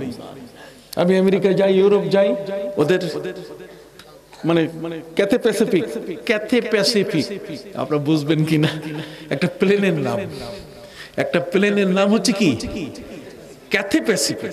ক্যাথে প্যাসিফিক প্লেনে আমি আমেরিকা যাচ্ছি।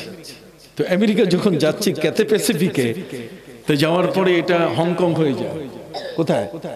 হংকং হয়ে যায়। তো হংকং হয়ে যাওয়ার পথে আমি দেখছি এটা অমুসলিম ক্যারিয়ার। আমি টিকিট কেটেছি যার, উনি কিন্তু এখানে বলে দেন নাই যে আমার মুসলিম মেল দরকার। মুসলিম মেল মানে খাবারটা দিবে আমার মুসলমানের খাবার, এটা লিখে দেয়।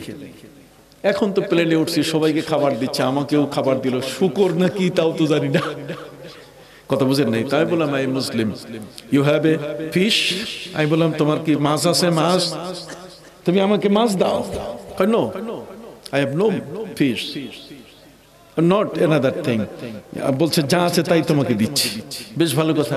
আমি বললাম যে আমি খাবো না, তুমি আমাকে ডিস্টার্ব করো না, আমি খাবো না। তোমার যদি মাছ থাকে আমাকে দাও, অথবা কোনো ভেজিটেবল থাকলে দাও, কিন্তু তোমার এই খাবারটা আমি খাবো না।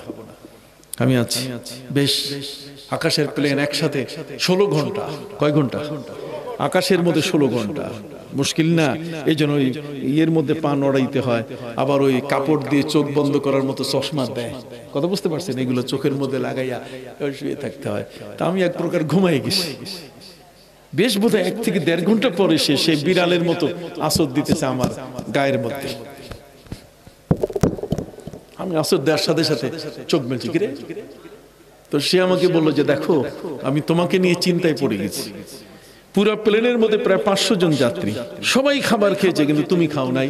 তুমি মুসলিম, তুমি হালাল খাবার চেয়েছো, তো তোমার হালাল খাবারের মধ্যে তুমি ফিশ চেয়েছো। আমি তোমাকে কিভাবে দিব? আমি কোথাও খুঁজে পাচ্ছিলাম না। শেষে আমি দোতলায় গেছি, যাওয়ার পরে আমার বাবুর্চিরে বলছি যে তোমার কাছে ফিশ বলতে গেলে কি আছে? কয় আছে একটা দামি ফিশ। কয় কি? কয় সালমন ফিশ। এটা দাম বেশি, এটা ফার্স্ট ক্লাসের প্যাসেঞ্জার ছাড়া দেওয়া লাগে, কাউকে দেওয়া যায় না। কয় বাদ দাও ফার্স্ট ক্লাস প্যাসেঞ্জার, 500 জন প্যাসেঞ্জারই খেয়েছে, কি একজন বাকি আছে, আমি তাকে একটু খাওয়াবো। কাজে তোমার জন্য আমি ফিশ নিয়ে আসছি, তুমি একটু খাবারটা খাও। তুমি খাবার খেলে আমি খুব খুশি হব। আপনি চিন্তা করতে পারেন, আপনি খাবারটা ভালোটা আপনি তালাশ করেন, আপনি হালালটা অন্বেষণ করেন। ওয়াল্লাযীনা জাহাদু ফীনা লানাহদিয়ান্নাহুম সুবুলানা। তুমি পথ খুঁজো, তুমি সত্যের পথ খুঁজো, দেখবে আল্লাহ তোমার জন্য সত্যের হাজারো পথ খুলে দিবেন। তোমার জন্য রিজিক আকাশে ঝুলাই রেখেছেন। কুল মা আনজালাল্লাহু লাকুম মির রিজকিন ফাজআলতুম মিনহু হালালান ওয়া হারামা। আকাশ থেকে তোমার রিজিক তোমার জন্য বরাদ্দ হয়ে আছে। সব তোমাকে সৃষ্টি করে তোমাকে আল্লাহ ক্ষুধাতুর রাখবেন। আল খালকু আয়ালুল্লাহ, পৃথিবীর সমস্ত সৃষ্টি হচ্ছে আল্লাহর পরিবারের সদস্য। কাজে কোন মাখলুক, কোন ব্যক্তি না খেয়ে ঘুমাবে, এটা আল্লাহ কখনো চান না। রিজিক তার কাছে চাইতে হবে। ফালিয়াবুদু রাব্ব হাযাল বাইতিল্লাযী আত'আমাহুম মিন জু' ওয়া আমানাহুম মিন খাউফ। আল্লাহ বলেন রিজিক দরকার, ইবাদত শুরু করো, রিজিক ঘরে চলে আসবে। রিজিক কি ঘরে চলে আসবে। ওয়া মাইয়াত্তাকিল্লাহা ইয়াজআল লাহু মাখরাজা।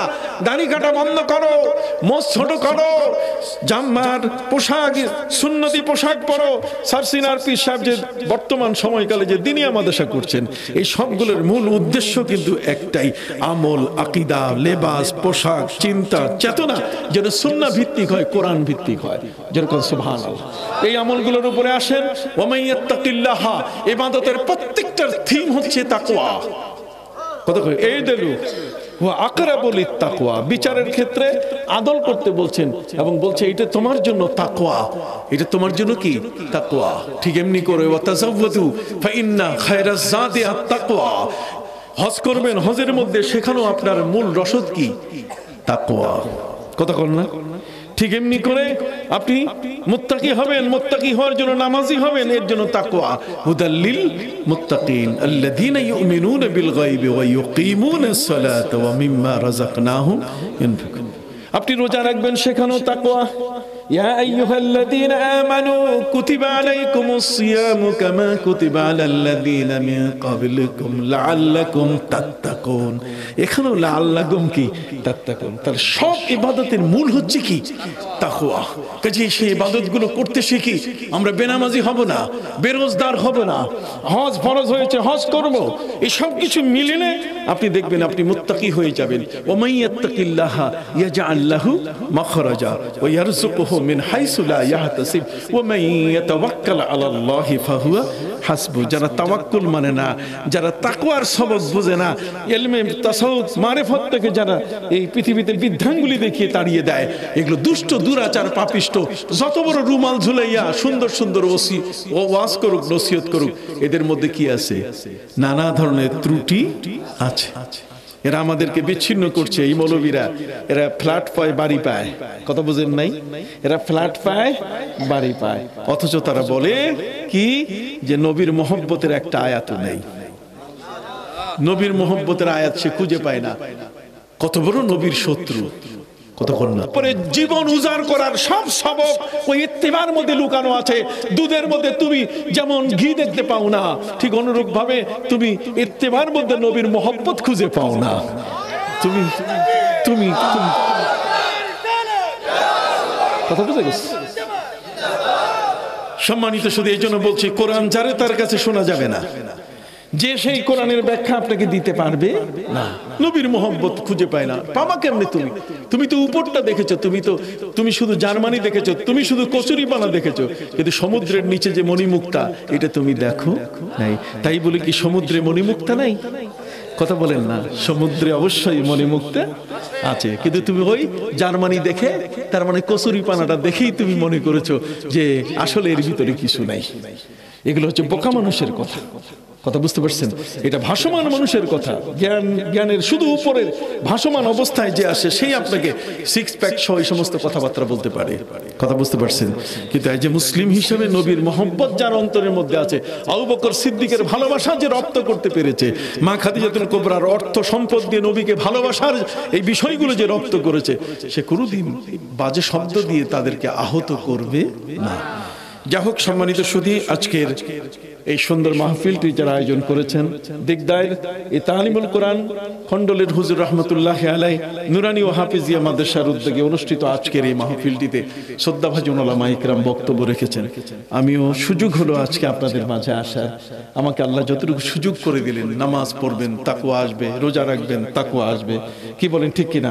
আপনি ইবাদত বন্দেগী করবেন না আর আপনি মুত্তাকি হয়ে যাবেন, আর আপনি পীর মাশায়েখের সমালোচনা করবেন, যারা আউয়াবিন ছাড়েন না, ইশরাক ছাড়েন না, যারা চাশতের নামাজ ছাড়েন না, কতক্ষণ না, যারা তাহাজ্জুদ ছাড়েন না, আর তাদের সাথে আপনি টক্কর দেন, তার মানে আদার ব্যাপারী হয়ে জাহাজের খবর নেওয়া।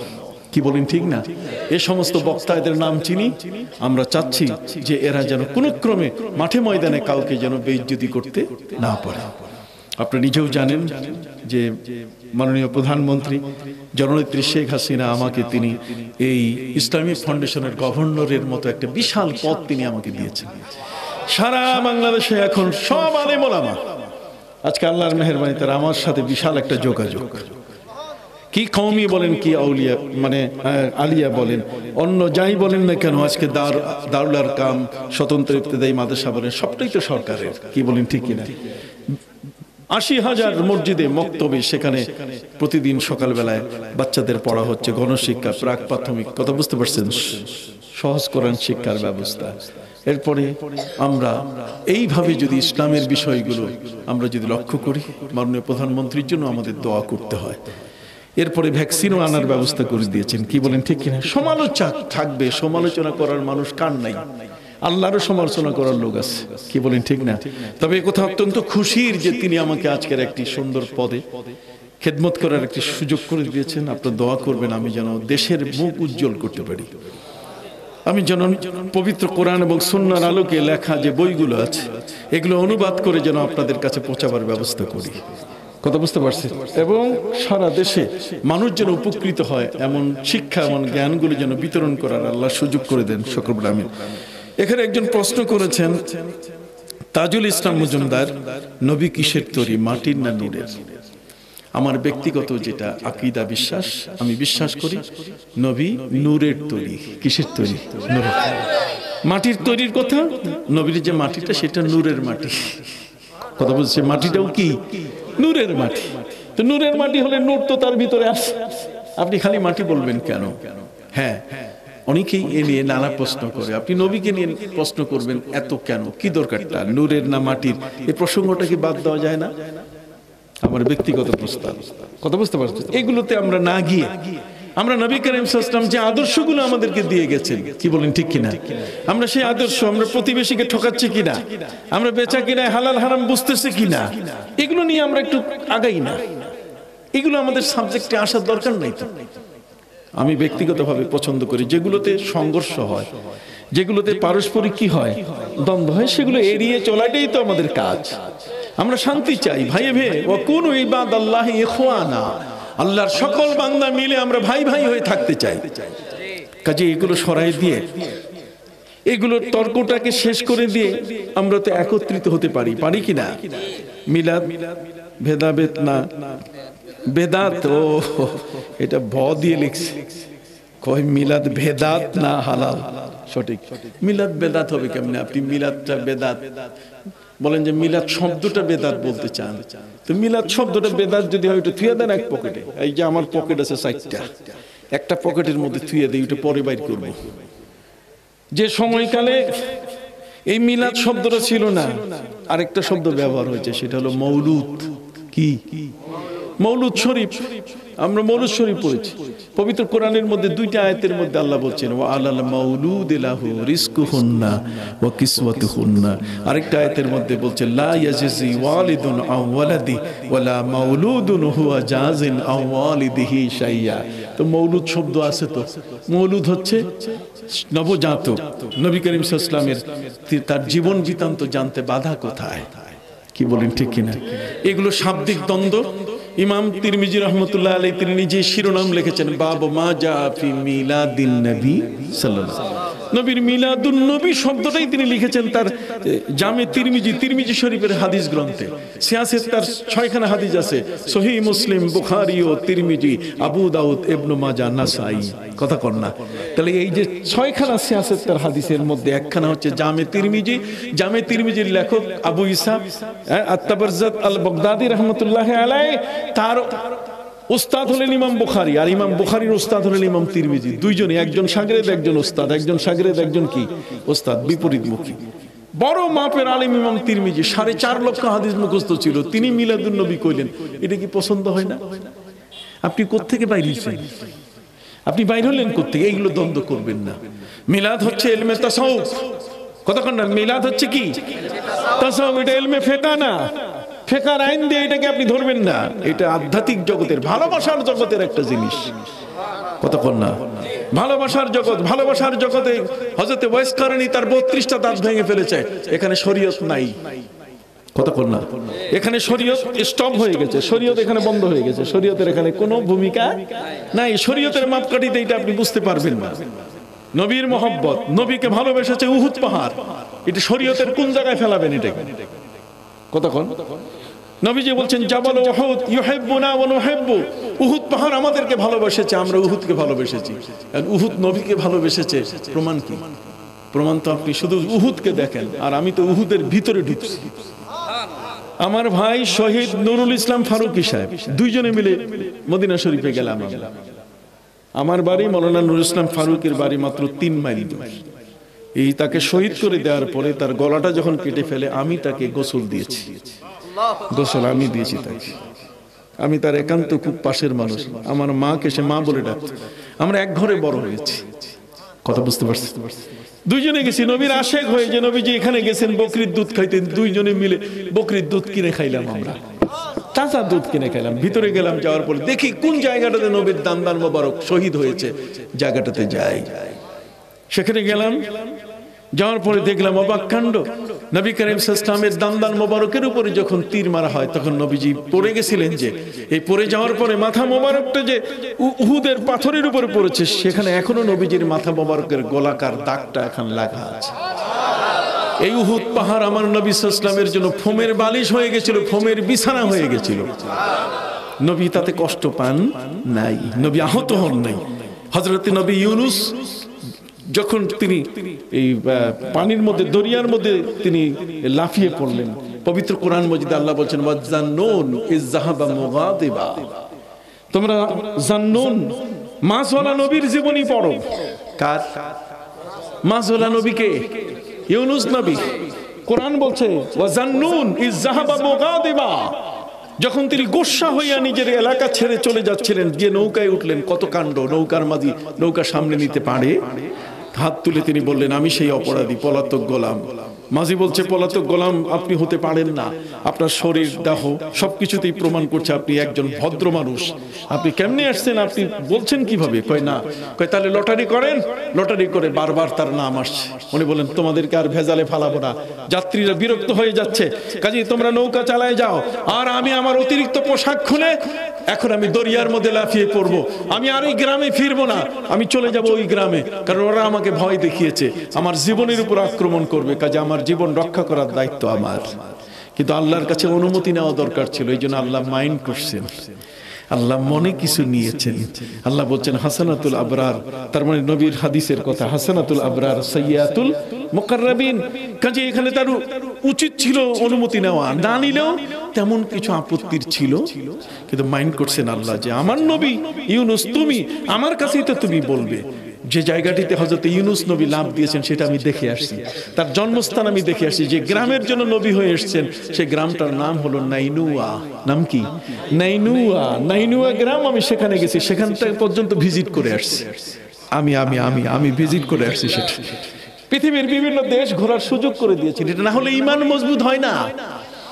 যে দরিয়ার মধ্যে তিনি লাফিয়ে পড়েছিলেন সে দরিয়া দেখেছি। দরিয়ার মধ্যে যখন তিনি লাফাই পড়তেছেন, লাফাই পড়ার সাথে সাথে একজন নবী নৌকার মাথার উপর থেকে যদি হাই জাম্প লং জাম্প দিয়ে যদি পানির উপরে লাফাই পড়ে, তাহলে পানির বাড়ি খায় না মানুষ? কি আঘাত খায় না? এই আঘাতে যেন নবী ইউনুস আহত না হন, এই জন্যই আল্লাহ তাআলা তিনি তিমি মাছকে বললেন ইয়াহুত, রে হুত, তিমি মাছ তুমি আমার নবীকে ধরো, তোমার মুখের মধ্যে ধরো, যাতে পানিতে বাড়ি না খায়। সুবহানাল্লাহ কইবেন না? ইউনুস নবীর চেয়ে কি আমার নবীর মর্যাদা কম? তাহলে ইউনুস নবী পানিতে যেন আঘাত না পায়, এই জন্য যদি দরিয়ার মধ্যে একটা তিমি মাছ আল্লাহ পাঠাই দিতে পারেন, তাহলে আমার নবী সাল্লাল্লাহু আলাইহি ওয়াসাল্লাম যখন উহুদের উপরে তিনি দাঁতের উপরে তীরের আঘাত খেয়ে যখন পড়ে যাচ্ছেন, তখন কি উহুদ পাহাড় তাকে আরো ধাক্কা দিবে? এই জন্য ফোমের মতো হয়ে গেছে। হযরত নবী ইউনুস আলাইহিস সালামকে মাছ, তিমি মাছ মুখে নেওয়ার সাথে সাথে, একটা তিমি মাছ যার প্রতিদিনের খাবার লাগে প্রায় 15 টন খাবার, গোটা দরিয়ার পৃথিবীর মধ্যে যতগুলো দরিয়া আছে আপনারা সব দরিয়া দেখেন নাই, আমি দেখছি। আটলান্টিক দেখেছি, তারপরে নর্থ সি, উত্তর প্রশান্ত মহাসাগর দেখেছি, প্যাসিফিক দেখেছি, যার পানিগুলো দেখলে কলিজার মধ্যে ভয় চলে আসবে। বঙ্গোপসাগর তো দেখছি, ভারত সাগর তো দেখছি, অ্যাথেন্স দেখছি, ভূমধ্য সাগর যেটা তুরস্কের পাশে এই ইটালির সাথে লাগানো, এগুলো সবই দেখেছি কম বেশি। ডেড সি, মরা সাগর সহ এগুলো সবগুলোই দেখার সুযোগ হয়েছে। সম্মানিত সুধী ভাইরা আমার, হযরত নবী ইউনূস আলাইহিস সালাম কে মাছ যখন তিমি মাছ এই পৃথিবীর সমস্ত সাগরগুলো পরিসংখ্যান করে যারা মৎস্য বিজ্ঞানী তারা বলেছেন যে প্রায় 15 লক্ষ তিমি মাছ এই সাগরগুলোতে আছে। এই 15 লক্ষ তিমি মাছ, এক একটা তিমি মাছ এটা সারাদিনের খাবার লাগে 15 টন। তাহলে এগুলোকেও আল্লাহ বাঁচায় রাখতেছেন না? খালি আপনি এই খাবার নাই, এই জন্য ছেলে জন্ম যাতে না নেয়, মেয়ে যাতে জন্ম না নেয়, কথা কর না, পরিবার পরিকল্পনা সব ওই দিকে আপনি দৌড়াইতেছেন। কি বলেন ঠিক কিনা? আল্লাহ বলছেন ওয়ালা তাকতুলু আওলাদাকুম খাশিয়াতা ইমলাক, খবরদার খাবার ভয় তোমার সন্তানদেরকে তুমি হত্যা করো না। নাহানু নারযুকুকুম ওয়া ইয়্যাকুম, আমি তোমাদেরকেও তাদেরকেও রিজিক দেই তোমাদেরকেও রিজিক দেই। ইন্না কাতলাহুম কানা খিতান কাবীরা, তাদেরকে এইভাবে মায়ের গর্ভে ধ্বংস করা, এইভাবে ভ্রূণ নষ্ট করা, এটা হচ্ছে জঘন্যতম একটি হত্যা। মা মিন নাসমাতিন কায়নাতিন ইলা ইয়াউমিল কিয়ামা ইল্লা ওয়াহিয়া কায়না, যেটাকে তুমি আসতে বাধা দিলে সেগুলো পৃথিবীতে আসবেই, এটাকে ঠেকাবার ক্ষমতা কারো নাই। জাফাল কলম বিমা আনতা লাকিন, যেখানে কলম শুকায় গেছে এটা আসবেই, এটা পৃথিবীতে কেউ ঠেকাতে পারবে না। অনেক কথা অনেক কথা, আমি যেদিকে যাব সেদিকে একটা সাগর, এবং ওই সাগরের দিকে ঠেলে দিলে আর আমি ফিরে আসতে পারবো না। হযরত নবী ইউনূস আলাইহিস সালাম মাছের পেটে, মাছের মুখে যখন, তখন মাছ মনে করছে যে আমি এখন খাপুস ঘুপুস করে খাবো, আধার পেয়েছি, আধার পেয়েছি। আমার আল্লাহ বলে দিলেন ইয়া হতো ইন্নী লাম আজআলহু লাকা রিজকা, আমি কিন্তু আমার নবীকে তোমার জন্য রিজিক বানাই, বাল জাআলতু বাতনাকি মাসজুনা, বরং আমি তোমার পেটটাকে আমি জেলখানা, জিন্দারখানা বানাইছি। মাছের উপর আল্লাহর আদেশ আসলো, মাছ এখন হজম করতে পারে? হযরত ইউনূস নবী মাছের পেটে ফি যুলুমাতিন সালাস, তিনটা অন্ধকার, মাছের পেটের অন্ধকার, অমাবস্যার অন্ধকার, পানির অন্ধকার, তিন অন্ধকারের মধ্যে নবী ইউনূস তিনি মনে করেছিলেন আমি ইহকালে নাই, পরকালে চলে আসছি, মারা গেছি। কিন্তু পায়ে ছিল বাতের ব্যথা, একটু পরে পা যখন সোজা করতেছেন ব্যথায় দেখে পা সোজা হয়ে গেছে। উনি চিন্তা করলেন আমি তো মরি নাই, আমি তো বেঁচে আছি, যেহেতু বেঁচে আছি কাজে আল্লাহর ইবাদত আমার থেকে বাতিল হয় নাই। কাজেই তিনি আল্লাহর কাছে বলেন ইয়া রব ইন্নী ইত্তাখাযতু বাতনাল হুত মাসজিদা মা লাম ইত্তাখাযু আহাদুম মিনান নাস, হে আমার রব আমি এখনো বেঁচে আছি, কাজে আমি মাছের পেটটাকে আমি মসজিদ বানাইয়া নামাজ শুরু করলাম। আমার মতো পৃথিবীতে আর কেউ কোনোদিন মাছের পেটে বন্দিও হবে না, আর কখনো নামাজও পড়বে না। মূল এখানে ইস্তেশহাদ, এখানে উদ্ধার করার যে অংশটা, ইস্তেশহাদ মূল দলিল গ্রহণের যে অংশটা, সেটা হলো যে ইউনূস নবীকে যদি আল্লাহ পানির বাড়ি থেকে রক্ষা করার জন্য মাছের মুখটা রেডি করে দেন, তাহলে আমার নবী উহুদের উপরে পড়ে যাচ্ছেন, দান্দানের উপরে তীর আঘাত করার কারণে সেখানে তিনি ঠাস করে পড়ে যাবেন, এটা না, বরং তিনি পড়ে গেছেন কিন্তু উহুদ পাহাড় তাকে ফোমের বালিশের মতো, ফোমের বিছানার মতো তার জন্য নরম হয়ে গেছে। তো কাজেই সম্মানিত সুধী, কাজেই প্রিয় নবী সাল্লাল্লাহু আলাইহি ওয়াসাল্লামের প্রতি মহব্বত, ভালোবাসা, এটাকে আপনি শরীয়তের কোন মানদণ্ডে মাপবেন? উস্তুনে হান্নানা, একটা গাছের পুরান ডাল, সেটা তো নবীকে ভালোবেসেছে, কি বলেন ঠিক কিনা?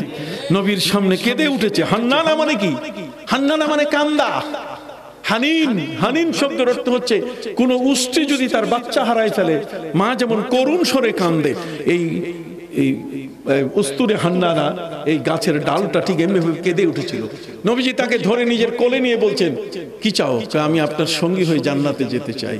নবী বলছেন আফালু কাজা ইনশাআল্লাহ, ইনশাআল্লাহ আমি তোমার এই আশাটি পূরণ করব। এই মহব্বতটাকে আপনি কোন পাল্লায় মাপবেন?